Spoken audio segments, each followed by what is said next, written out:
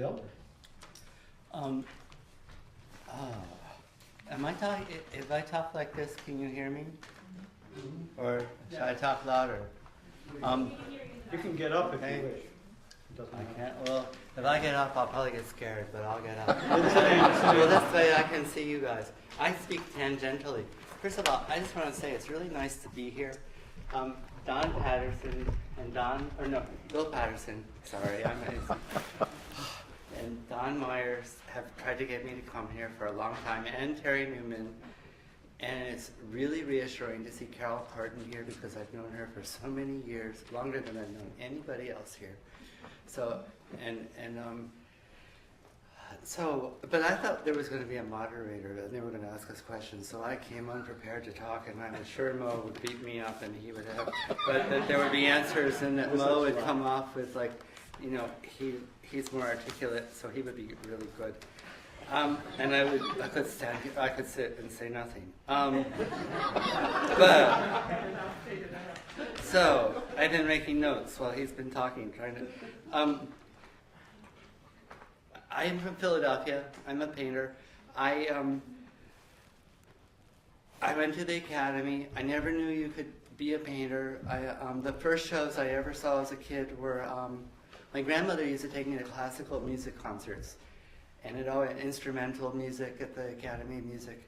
And it always amazed me that she never liked abstract work, but she could take music that was, to me, very abstract and find a form in it. But she couldn't look at something that was two-dimensional and visual and find a form in, and find something recognizable in it. And for me, it's sort of the reverse. I'm an abstract painter. I have a lot of paintings by other artists that I've traded with. Almost everything I have is representational by other people. But I love songs with words in them. So I always say I'm an abstract painter who likes representational music. And I started out wanting to be a figure painter. I wanted to be Fairfield Porter or Alice Neal or Mitzi Melnikoff. That was my aspiration. And I did a lot of still lifes, and my relatives all liked my still lifes and wanted me to do more still lifes, and said they would show them to their friends. And I got so tired of going to Halloween, Thanksgiving dinners where everyone would be really overly solicitous and talk to me about art. So I started painting abstractly. And then that cut out all the riffraff, and none of my relatives ever talked to me about painting again. So there's your answer for you. And I worked in the gallery for a long time, where I met Carol, actually. And I always liked the abstract element of representational work, and I love abstracted things. I love abstract painting, but or I like good painting. But at one point, I started painting abstract. After I painted abstractly for a few years, I remember I was walking down the street and someone waved at me, and I just saw the motion, and I said, and he said, and I didn't know who it was, and I realized I was nearsighted. So I needed glasses, and I got glasses. And as soon as I got the glasses, I picked them up at the ophthalmologist. And I walked out of the store on Chestnut Street, and I looked down at my sneakers, and I saw the threads in every shoelace. And I thought, ugh. And I looked up, and I saw individual bricks and buildings 3 blocks away. And I took my glasses off and decided I didn't want to wear the glasses, but now I have to because I fall. So, and judging this show, it was interesting. I never met the other juror before. I had all these, I teach at the Academy of Fine Arts. I just started there last year, and I'm really glad. I always wished they would hire me earlier, but now I'm glad they didn't, because except for 2 people, all my old teachers are gone, so no one's there to tell me I'm doing it wrong. Well, they'd still tell me I'm doing it wrong. But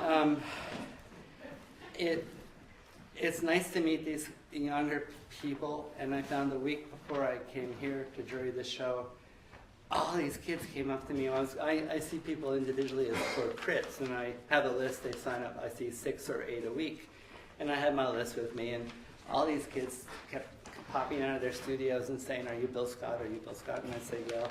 And they say, "Oh, will you come look at my work?"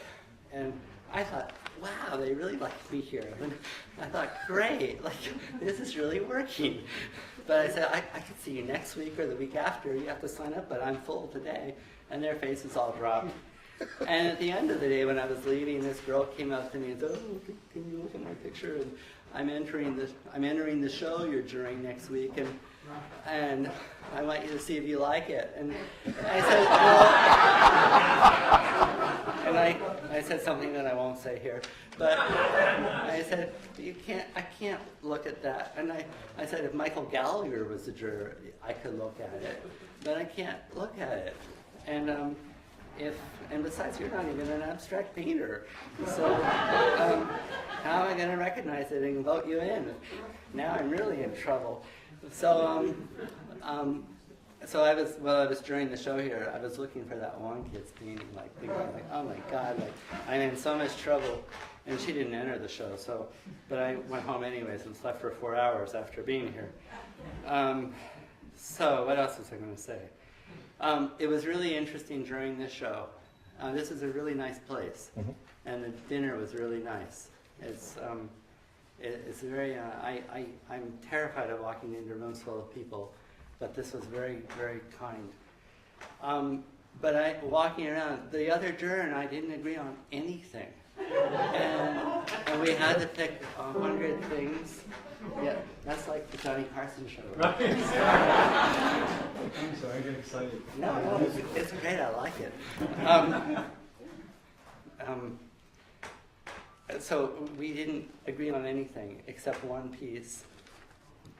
And excuse me for naming names, but it's the piece that won first prize.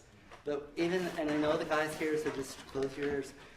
We even had an argument about that, though, because from across the room, I was getting we were both getting persnickety but friendly, conflict resolution. And I said, well, because there are things that are here then there were other things that were rejected. And I know rejection's miserable. I'm a painter. I've been rejected hundreds of times. I'm sorry. But there were things that were figure paintings or still lifes or landscapes or still lifes. And I said, well, these could be in a figure, still life, landscape show, but these other things, none of them could be in one of those shows. These only could be in an abstract show.